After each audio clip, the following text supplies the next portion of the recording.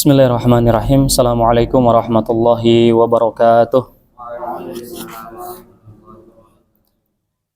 Alhamdulillahilladzi arsala rasulahu bil huda wa dinil haqq liyudhhirahu ala dini kullih wa kafa billahi syahida. Asyhadu an la ilaha illallah wahdahu la syarika lah wa asyhadu anna Muhammadan abduhu wa rasuluhu la nabiyya wa la rasula ba'da. Taib ikhwan fil azanallahu wa iyyakum, kaif halukum? Alhamdulillah bi khair wal afiyah. Taib ikhwan fillah azanallahu wa iyyakum. Alhamdulillah fi hadzal nahar nashkur lillah ala ni'amihi al-katsirah alladhi an'amana Allah biha, yani min sabah ila hadzal nahar bi ni'matin katsiratin wa min ni'matin allati an'amana Allahu biha, yani ni'matis sihah wal afiyah wa ni'matil iman wal islam.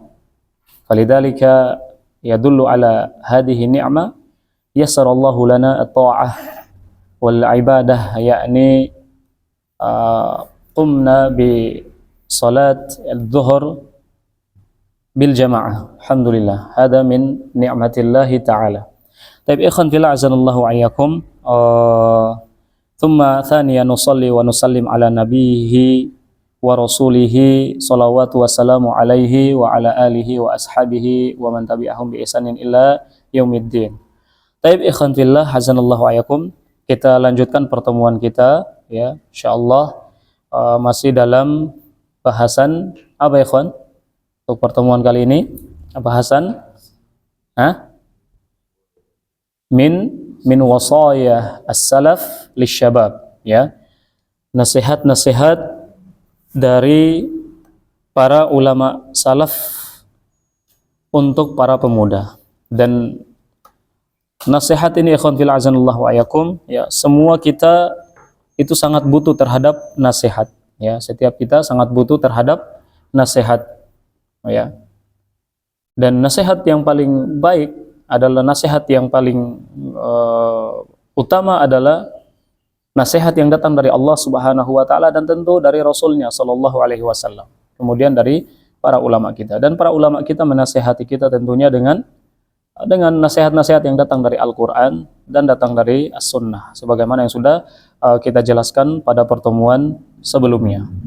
Baik, kemarin kita sudah masuk pada wasiat yang pertama, ya, benar enggak? Wasiat yang pertama, ya, Abu Ishaq berkata, dan dia adalah siapa? Umar bin As-Sabai, ya. Dia mengatakan, wahai para pemuda, perhatikanlah usia muda kalian, ya. Perhatikanlah usia muda kalian, ya. Sangat sedikit, ya, malam yang aku lalui, ya, kecuali, ya, di malam-malam tersebut, artinya apa? Kebanyakan malamnya, ya. Apa kata beliau? Itu saya membaca apa? 1000 ayat daripada Al-Quran. Dan beliau apa? Membaca surah Al-Baqarah. Al-Baqarah berapa juz? Ya, 3 juz. Ya, membaca surah Al-Baqarah fi raq'atin, ya, dalam 1 rakaat. Masya Allah. Ya. Wa inni la asumu ashhural haram. Ya, yang kemarin kita sudah jelaskan. Nah, Anda tanya lagi, bulan-bulan haram itu bulan apa saja? Yaitu apa? Apa saja? Muharram. Kemudian, kalau diurut, lah, antum catat. Bukan masalah bulan semua, 12 bulan, 4 bulan.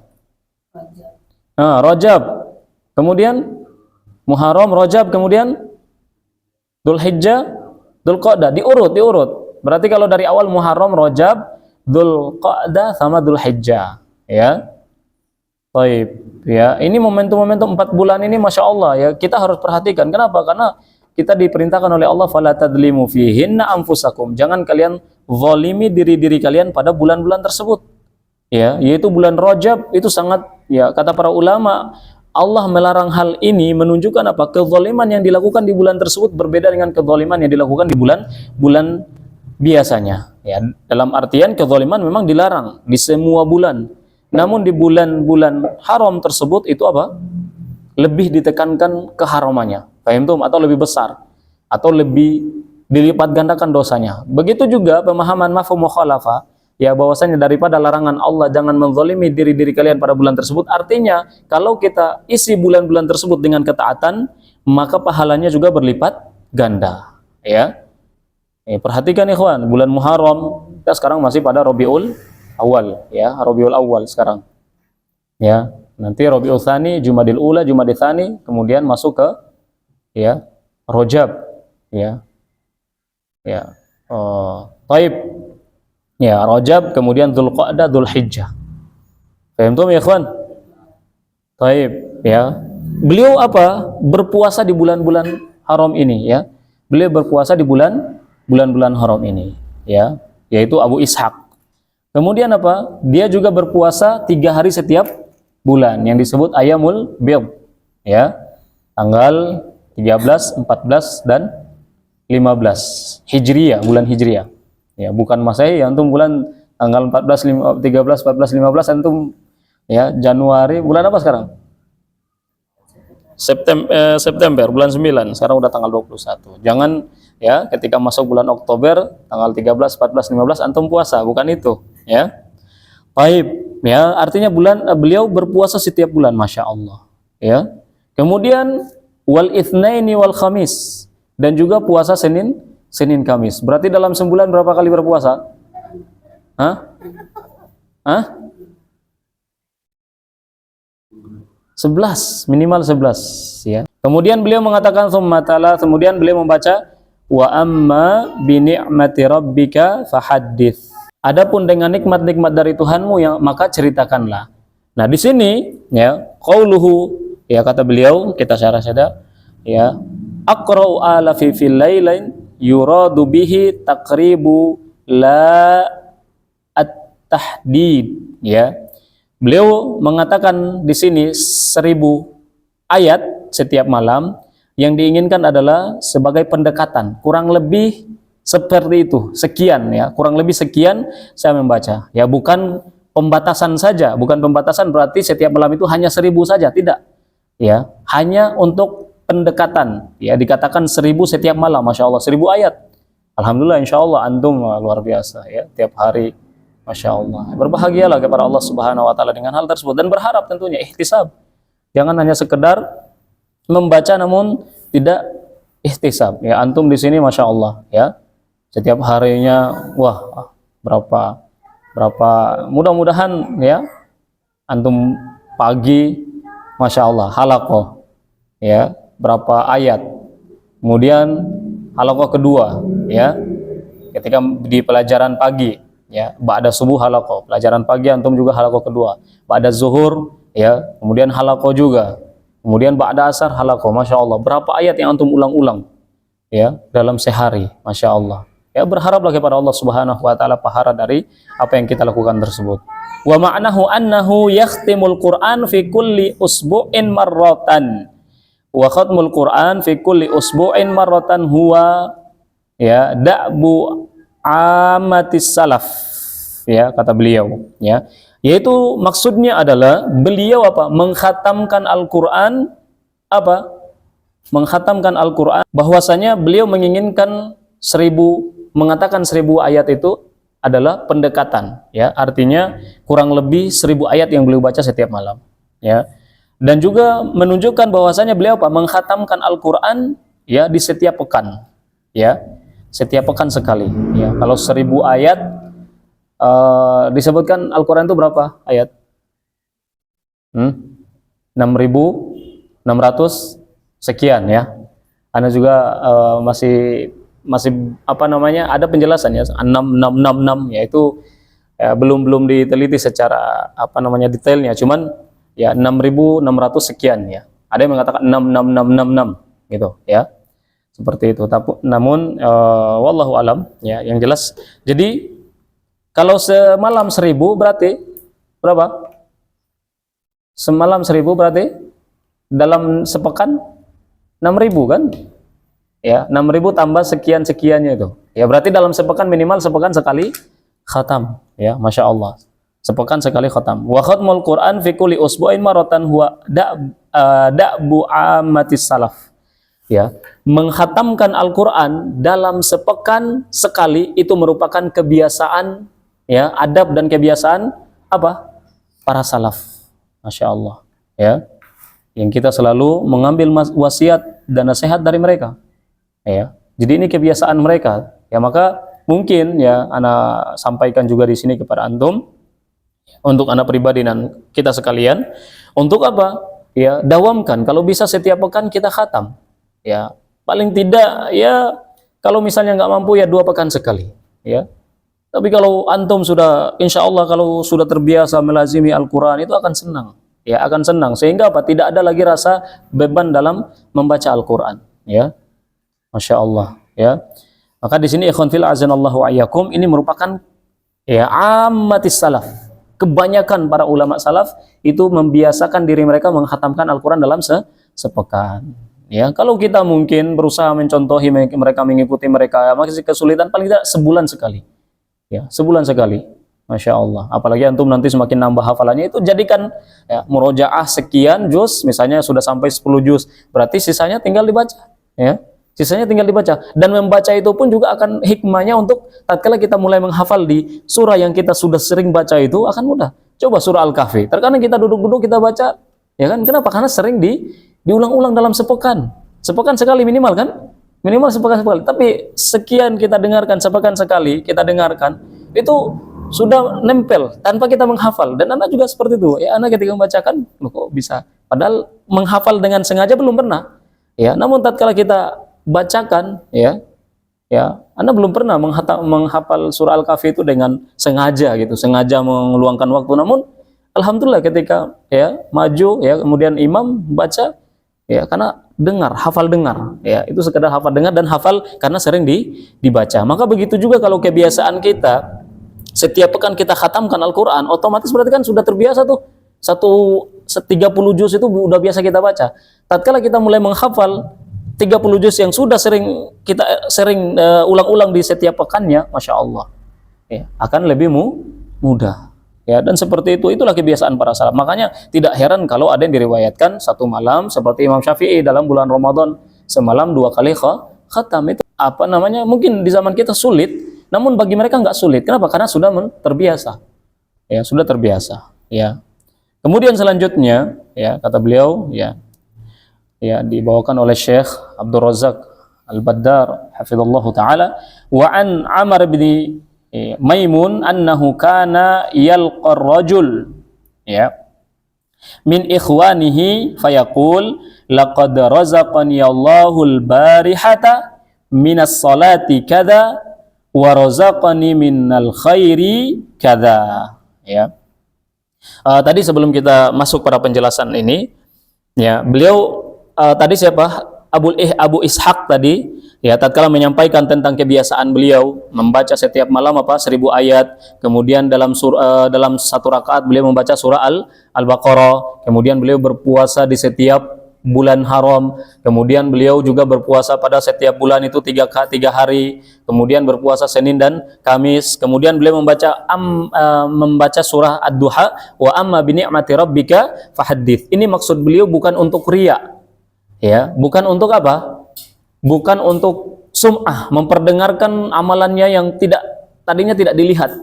Ya, tapi tujuan mereka untuk apa? Menyampaikan atau menceritakan nikmat-nikmat yang Allah berikan kepada mereka. Artinya mereka dimudahkan oleh Allah, ya, dalam ayat ini kan wa amma bi ni'mati rabbika fahaddits. Para ulama tafsir menyebutkan bahwasannya maksud daripada ayat ini adapun dengan nikmat-nikmat yang Allah berikan kepadamu adalah ceritakanlah, fahaddits. Diperintahkan untuk menceritakan nikmat-nikmat yang Allah berikan kepada kita, dan bukan nikmat rezeki dalam hal ini, karena nikmat yang paling besar yang Allah berikan kepada kita adalah ketaatan. Allah mudahkan kita untuk melaksanakan ibadah. Allah mudahkan kita, berikan taufik kepada kita untuk melaksanakan ketaatan kepada Allah Subhanahu wa taala. Ya, jadi bukan baru ketika diberikan rezeki, diberikan rumah, diberikan harta, kemudian kita menceritakan kepada orang, bukan.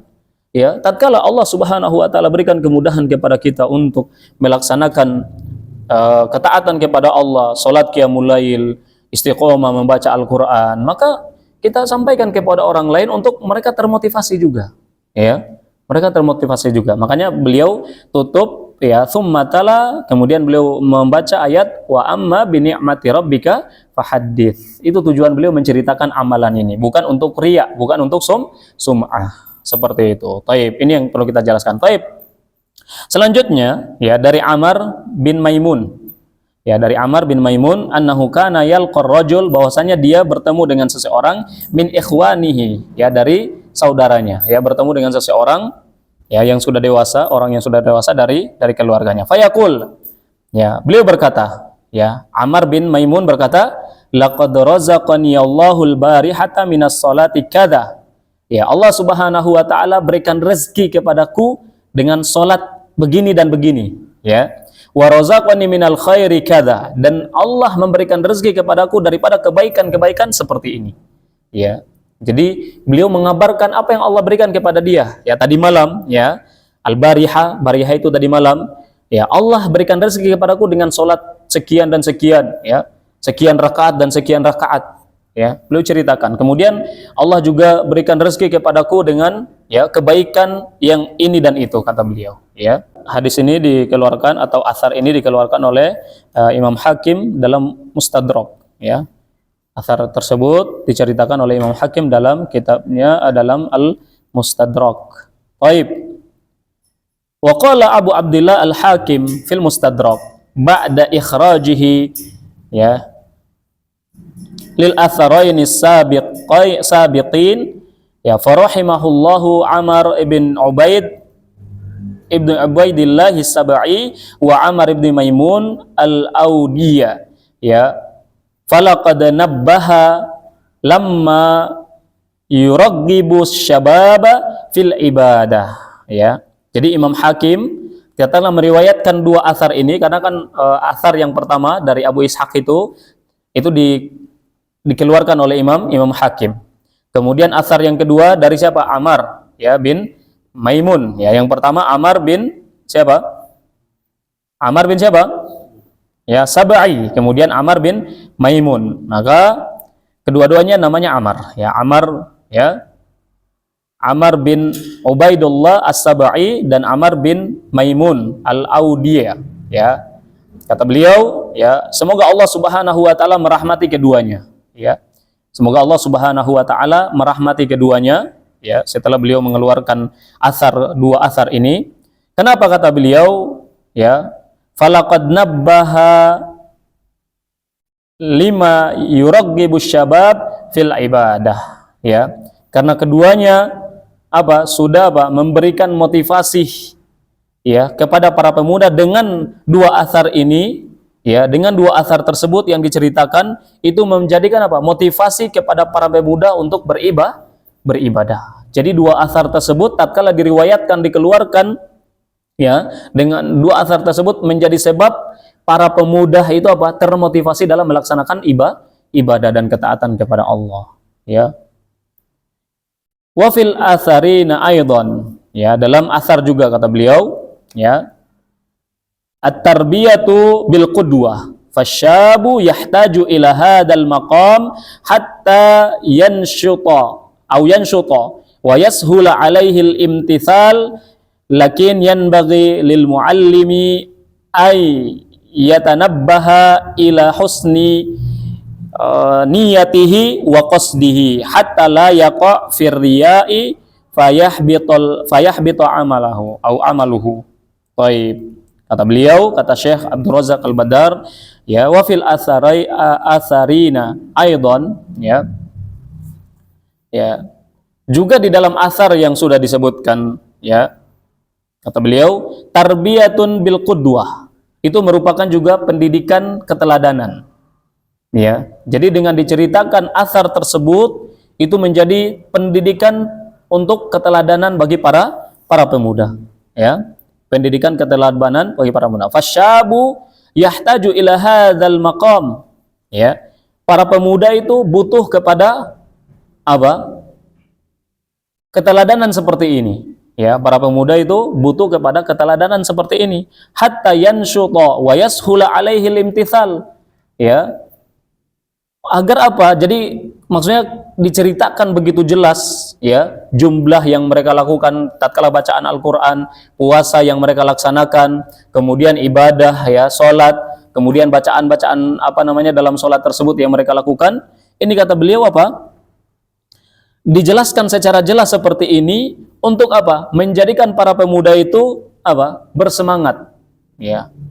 Nasyab ya, bersemangat ya, dan nasyat itu beda sama hirs ya. Kalau nasyat itu semangat kemudian punya kegigihan, itu nasyat ya. Wa yashula, kemudian mudah, alaihi imtithal, mudah untuk mengikutinya, mencontohinya. Kenapa? Karena disebutkan dengan jelas ya, sampai disebutkan 1000 ayat setiap malam ya, dengan jelas. Kemudian di setiap apa? Setiap bulan haram ya, itu melaksanakan apa? Puasa. Ya, agar mudah untuk apa? Dicontohi kata beliau. Lakinna yanbaghi lil muallimi ayyatanabbaha ila husni niyatihi wa qasdihi. Akan tetapi hendaklah bagi para pengajar, para ustadz, para muallim untuk apa? Berhati-hati dalam ya hal ini. Ya, khususnya dalam hal niat dan maksudnya dalam menceritakan amalan-amalan. Kenapa? Hatta la yaqa'a fir riya'i fayahbita amalahu. Ya, agar apa? Tidak terjatuh kepada riya sehingga terhapuslah amalan tersebut. Jadi tatkala seorang muallim ya menjelaskan tentang amalannya kepada muridnya misalnya, ya menceritakan tentang amalan-amalannya, itu tentu harus diperhatikan niatnya tentunya. Ya, terlebih dahulu diperhatikan, ya diteliti ya untuk apa dia menyampaikan ini, apa tujuannya menyampaikan ini. Kalau sudah diperhatikan niat tersebut, maka bolehlah dia menyampaikan bahwasanya ya saya telah diberikan rezeki oleh Allah Subhanahu wa taala. Alhamdulillah tadi malam saya bisa bangun jam sekian, kemudian melaksanakan ini, murojaah ini, membaca ini, menelaah ini dan lain sebagainya daripada ketaatan kepada Allah Subhanahu wa taala. Ya, jadi diperhatikan niat terlebih dahulu ya sebelum menceritakan hal tersebut sehingga tidak terjerumus kepada riya, ya, tidak terjerumus kepada riya. Kemudian ya, wa min jumlatin wasayat. Baik, sekarang masuk itulah pelengkap daripada wasiat yang pertama ya. Itu wasiat yang pertama karena kurang lebih disebutkan di sini ada berapa? Ada berapa wasiat? Ada 15 ya, ada 15 wasiat. Wasiat yang pertama sudah kita sebutkan tadi, ada 2 athar ya. 2 athar dari Umar bin Ubaidillah As-Sab'i sama Umar bin Maimun ya. 2 athar ini yaitu menceritakan tentang amalan mereka. Sekarang kita masuk ya daripada karangan Syekh Profesor Dr. Abdul Razak Al-Badar hafizahullah taala, al-wasiyatu tsaniyah, wasiat yang kedua. Wa min jumlati wasaya salaf lisyabab ma jaa an Hammad bin Zaid annahu qala dakhalna ala Anas bin Sirin rahimahullah fi maradihi faqala. Baik. Ittaqullaha ya ma'syara syabab, unzuru mimman ta'khudhu hadhil ahaditha fa innaha min dinikum. Masyaallah ya. Di antara juga wasiat yang datang daripada para salaf untuk para pemuda, yaitu datang daripada kisah Hammad bin Zaid. Hammad bin Zaid, bahwasanya beliau berkata, dakhalna ala Anas bin Sirin, kami berziarah atau berkunjung ya, kami berziarah atau berkunjung kepada siapa? Anas bin Sirin rahimallahu taala fi maradihi, ya dalam kondisi dia lagi sakit. Jadi siapa tadi? Hammad bin Zaid. Beliau berkata bahwasanya kami berkunjung kepada siapa? Anas bin Sirin yang lagi pada saat itu lagi sakit, rahimahumullah. Ya, faqala, maka Anas bin Sirin berkata, ittaqullaha ya ma'syara syabab, hendaklah kalian para pemuda, karena kondisi di sini Hammad bin Zaid adalah beliau masih muda, ya. Ya, dan beliau mengatakan di sini dakhalna, artinya bukan hanya beliau saja. Ya, dakhalna artinya beliau dengan teman-temannya datang kepada Anas bin Sirin, adalah guru mereka, ya. guru mereka yang mereka kunjungi yang lagi sakit. Ya. Maka Anas bin Sirin berwasiat kepada Hamad bin Zaid bersama dengan teman-temannya, ittaqullaha ya ma'syarus syabab, bertakwalah kalian kepada Allah wahai para pemuda. Ya, unzuru mimman ta'khudhu hadhil ahadits, hendaklah kalian melihat, memperhatikan dari siapa kalian mengambil hadis-hadis Nabi SAW maksudnya. Ya, hendaklah kalian memperhatikan dari siapa kalian mengambil hadis-hadis Nabi Sallallahu Alaihi Wasallam. Kenapa? Fa innaha min dinikum. Kenapa? Karena kalian dalam belajar, atau maksudnya dari siapa kalian mengambil ilmu atau hadis-hadis tersebut, maksudnya adalah belajar. Dari siapa kalian belajar? Kenapa? Karena hal tersebut merupakan bagian daripada agama. Ya, hal tersebut adalah bagian daripada agama kalian. Kemudian dikomentari oleh Syekh ya Asy-Syarih, wa hadhihi wasiyatun 'azimatun jiddan, kata beliau, anna syababa ya al-muqbila ala talabil ilmi wa tahsilul hadis yanbaghi an yakuna tahsiluhu lahu ala aidi ahlil ilmi ar-rasikhin al-athbat ahlud dirayati wal basirah, yaitu ahli diraya, yaitu ahli dalam periwayatan, yaitu sanad, ya, ahli dalam silsilah hadis, ya, dalam periwayatan hadis. Kemudian apa? Basirah, dalam keilmuan mereka, ya, hikmah, ya. Jadi mengambil ilmu dari orang-orang yang senantiasa dibimbing oleh Allah Subhanahu wa taala, yang kokoh keilmuan mereka, yaitu apa? Mereka yang apa? Ahli dalam periwayatan hadis, ya, dalam penyebutan hadis. Kemudian apa? Basirah, memiliki apa?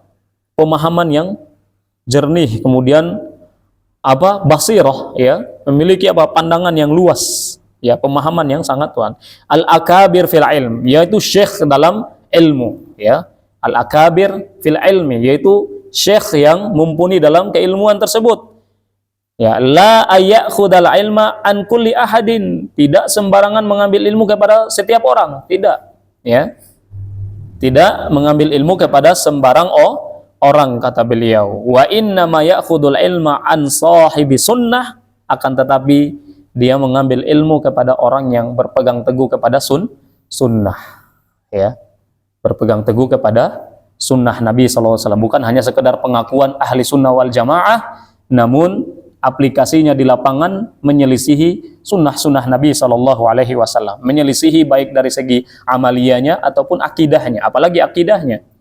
Ya, perlu kita wanti-wanti hal ini, yaitu kepada apa? Pemilik ilmu yang dia berpegang teguh kepada sunnah, ya, yang mana apa? Rasakhat qadamahu fiha, yang memang apa? Ya, kalau bisa dibilang sudah matang sampai kakinya itu apa?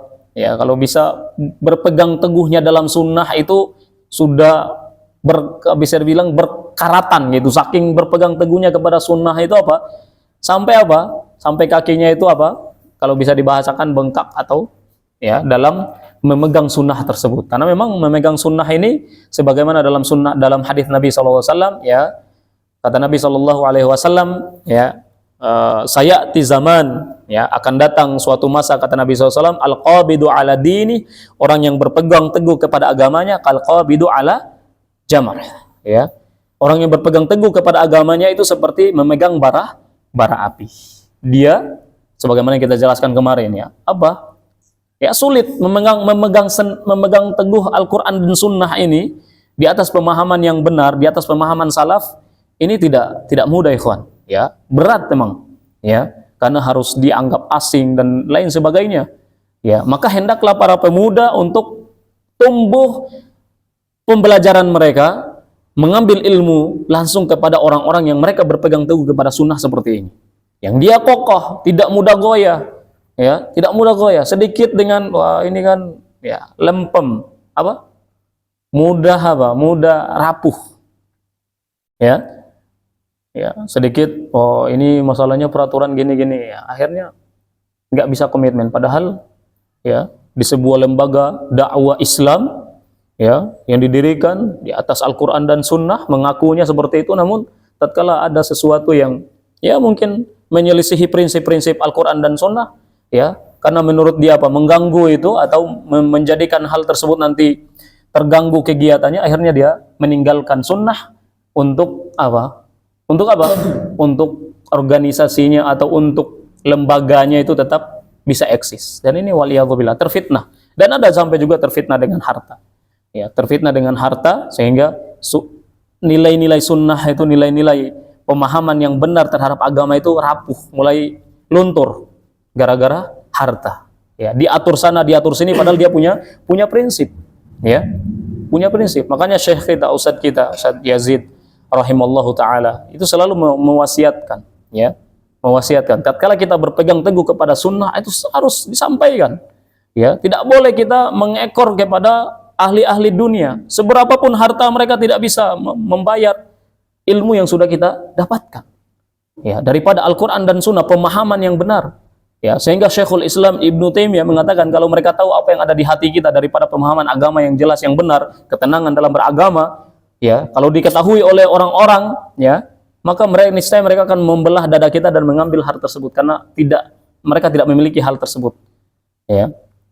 Baik, karena dalam beragama di atas Al-Quran dan Sunnah itu menenangkan ikhwan. Namun tadi mungkin seperti memegang bara api, kata Nabi SAW. Namun fatuba lil ghuraba, kata Nabi SAW, mereka akan dianggap asing oleh orang-orang, maka berikan kabar gembira kepada orang-orang yang dianggap asing atau merasa dia asing daripada lingkungannya, ya, di suatu tempat lingkungan, ya, ketika dia menerapkan sunnah, wah ini kok terlalu kaku dalam beragama dan lain sebagainya, dikatakan seperti itu, dikatakan kaku lah, dikatakan macam-macam, ya, padahal ya itulah agama yang berusaha dia tampilkan.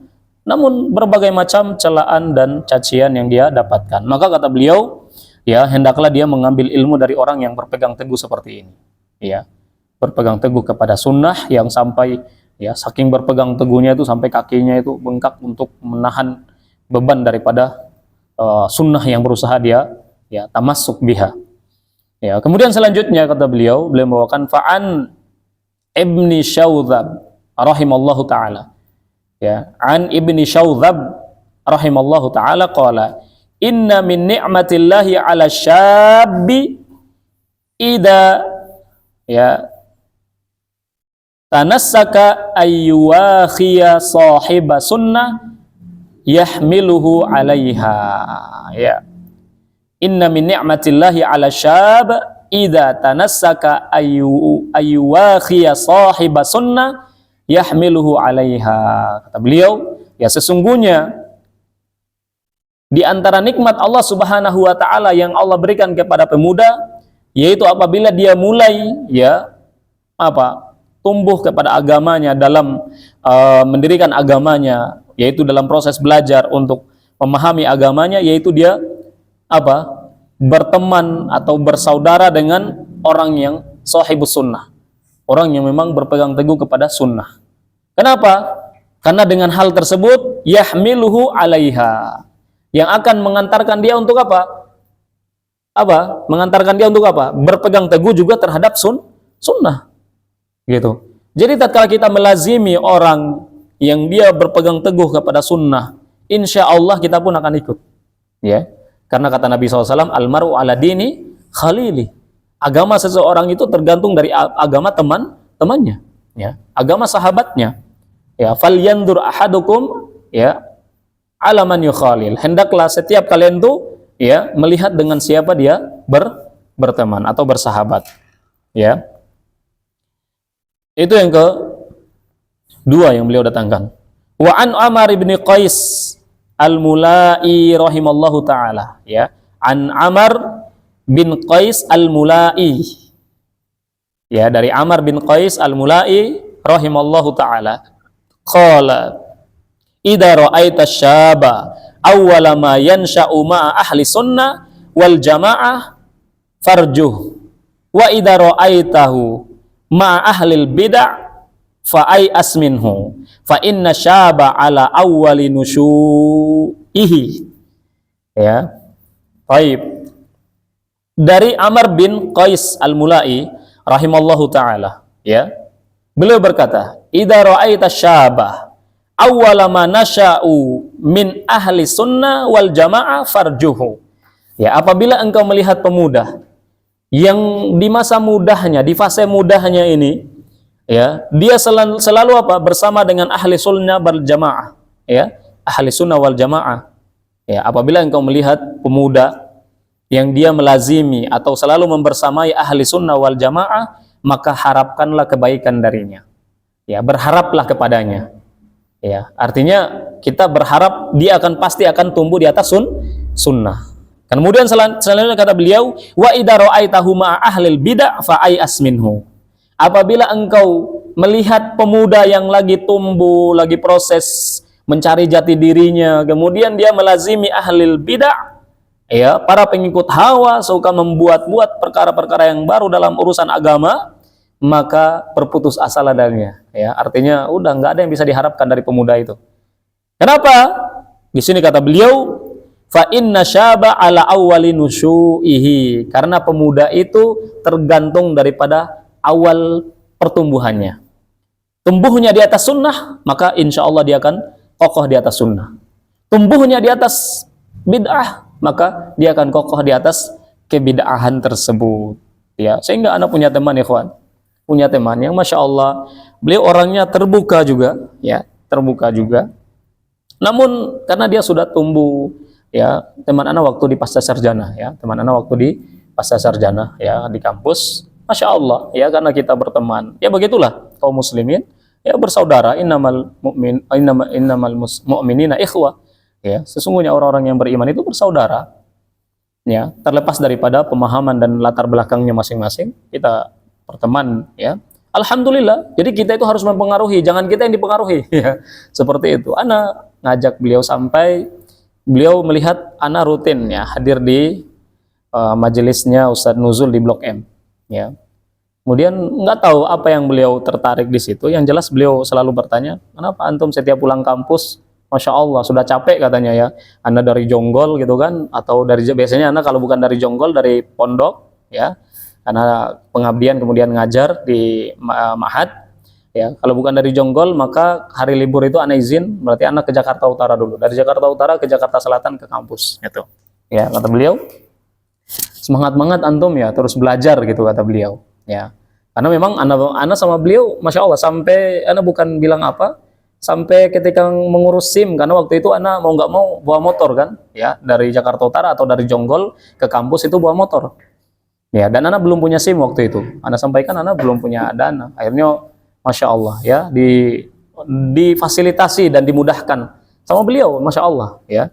Cuman beliau itu tumbuh di background memang dari itu, ya, tumbuh dengan background dari kecil, dari masa mudanya memang tumbuh, dan beliau selalu merasa minder, kata beliau, kok ana malu katanya sama antum, ya, ini sekedar cerita, ya, ana beliau kan bertanya, antum belajar bahasa Arab itu dari kapan, ya, belajar bahasa Arab itu dari kapan, ana bilang, ya, semenjak ana lulus SMA, ya, belajar di kampus baru mulai belajar bahasa Arab, ya.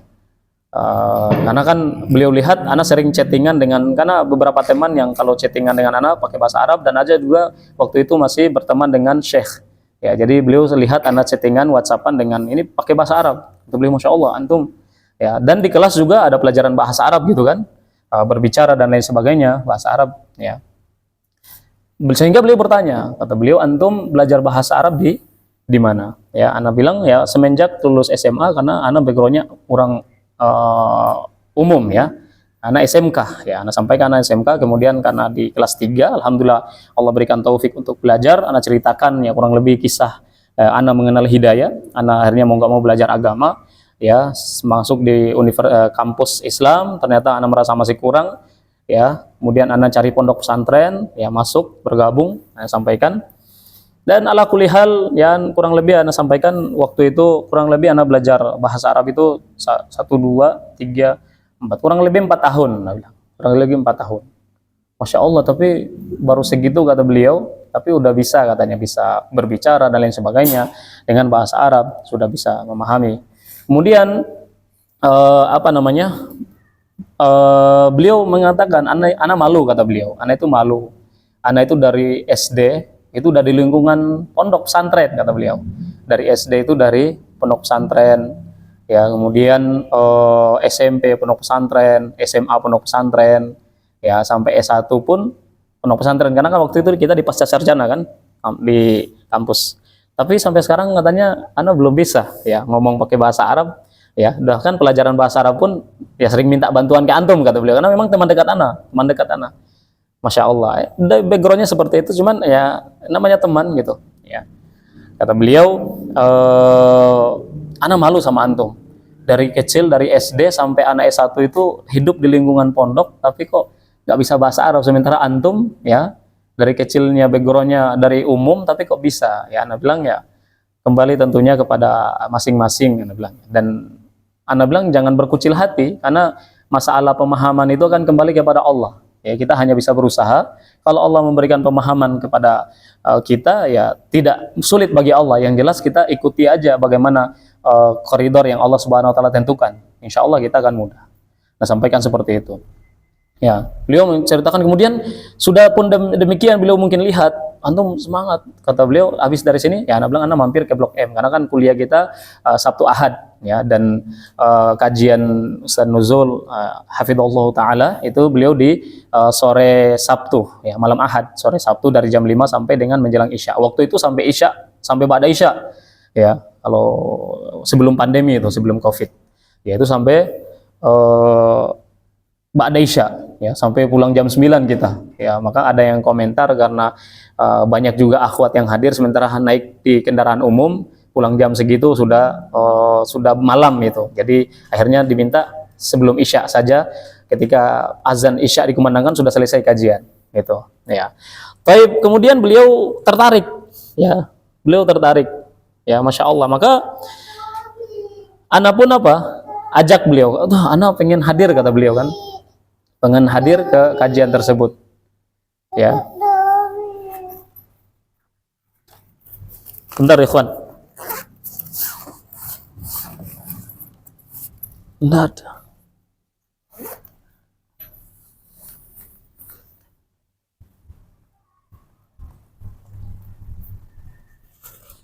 Buat apa? Mau diisi kotak amal, silakan. Baik, ikhwan fillah azanallahu wa yakum, maaf ya, kita lanjutkan. Karena beliau tertarik ya, beliau itu tertarik ya, melihat Masya Allah semangat ya. Ada halnya apa, beliau itu orangnya mudah untuk berbaur ya, mudah untuk bersahabat, berteman ya. Sampai anak bilang tadi, sampai pengurusan SIM anak pun di ini sama beliau, dibantu sama beliau. Akhirnya hadirlah kita ke kajian tersebut ya. Kemudian beliau takjub, Masya Allah kata beliau, banyak banget yang hadir ya, sebagaimana yang antum melihat waktu kemarin yang kita ke Blok M itu, seperti itulah, penuh ya, sampai di parkiran itu Masya Allah, di miniatur Ka'bah itu penuh, Masya Allah kata beliau. Dan kebanyakan pemuda, bukan orang tua, kata beliau. Kalau di kita, di masjid itu terkadang nggak penuh, dan itu pun yang hadir bukan anak-anak muda, yang hadir orang tua yang udah pada tua, kata beliau, sambil merokok dan lain sebagainya. Itu beliau ceritakan ya. Jadi di masjid, Masya Allah, ini kata beliau tertib, adab, Masya Allah ya. Takjub beliau dengan kondisi kajian seperti itu. Kata beliau, di kita kalau ngaji nggak seperti ini, kata beliau ceritakan ya. Alhamdulillah, mudah-mudahan anak berdoa terus kepada Allah, mudah-mudahan Allah berikan hidayah kepada beliau untuk dibimbing di sunnah. Tapi sampai sekarang beliau masih ya, karena itu tumbuh di atas apa, kita kembali ke bahasan apa, dia tumbuh kepada, dari masa mudahnya itu tumbuh di atas orang-orang di lingkungan apa, bid'ah ya, lingkungan yang seperti itu, sehingga apa, sulit ya. Kenapa? Sudah mengakar. Namun kita berharap kepada Allah Subhanahu Wa Taala dengan sifatnya yang Masya Allah terbuka, mudah berbaur dengan siapapun. Mudah-mudahan Allah Subhanahu Wa Taala berikan hidayah kepada beliau. Baik, ya itu ikhwan fillah azanallahu wa yakum. Kita pertemuan kita untuk hari ini sampai dengan jam 1.30. Ya, ini masih sekitar 7 menit. Baik. Ya, jadi itu ya kata beliau, apabila engkau melihat apa, pemuda itu, dia di masa mudahnya, masa tumbuhnya, masa mencari jati dirinya itu bersama dengan ahli sunnah, maka berharaplah kebaikan darinya. Berharaplah dia akan menjadi orang yang insya Allah bermanfaat. Namun kalau masa tumbuhnya di atas bid'ah, ya, di atas hal-hal yang tidak pernah dicontohkan oleh Nabi SAW, maka lihatlah yang terjadi. Kita lihat, sulit. Padahal menurut kita hidayah itu begitu luas, terbuka ya. Ya, di berbagai media sudah disampaikan ilmu Al-Quran dan Sunnah, qala Allah, qala Rasulullah SAW, qala sahabat Ya, berkata sahabat, qala ulama, berkata para ulama demikian, namun mereka masih tetap bersikeras. Karena apa? Sudah berkarat tadi ya. Berpegang teguhnya kepada bid'ah ini itu sudah berkarat sebagaimana kalau berpegang teguh kepada sunnah sudah berkarat. Ya, sulit untuk meninggalkan hal seperti itu. Baik. Kemudian terakhir dari bahasan kita insyaallah, ini wasiat yang kedua berarti ya. Insyaallah kita lanjutkan wasiat yang ketiga di pertemuan berikutnya. Wa an Amr bin Qais, masyaallah. An Amr bin Qais rahimahullah taala qala inna syaba la yansha'u fa inna syaba la yansha'u fa inna athara ayyujalisa ahlil ilmi kada ayyaslama wa in mala ila ghairihim kada ya'tiba. Ya, kada ya'tiba. Taib, kata Amr bin Qais rahimallahu taala, inna syabah la yansha'u. Ya, sesungguhnya pemuda itu dia akan tumbuh. Ya, benar-benar dia akan tumbuh. Ya, pemuda itu sesungguhnya dia benar-benar akan tumbuh. Ya, kita ini ya kalau kita bersemangat bergegas untuk ini akan tumbuh. Tapi tumbuhnya di mana? Ya, dilihat ya. Dilihat kata beliau, fa in athara ayyu jalisa ahlal ilmi kada ayyaslama. Apabila di masa tumbuhnya tersebut, yaitu lagi gesit-gesitnya ingin tumbuh mencari jati diri, kemudian dia berusaha bermajelis dengan ahli ilmi, maka seolah-olah tinggal sebentar lagi kada ayyaslama, maka dia selamat. Keselamatan itu sangat dekat baginya. Ya, keselamatan itu sangat dekat baginya. Wa in mala ila ghairihim, apabila dia berpaling kepada selain daripada ahli ilmu, yaitu ahli hawa, ya, pengikut hawa nafsu, pengekor hawa nafsu, ya, bukan ahli ilmu, kada ayatiba, maka hampir-hampir dia apa? Tergelincir dan celaka, binasa. Itu ikhwan fillah azanullahu wa iyyakum. Taib, sampai di sini bahasan kita. Insyaallah pertemuan pekan depan kita masuk kepada wasiat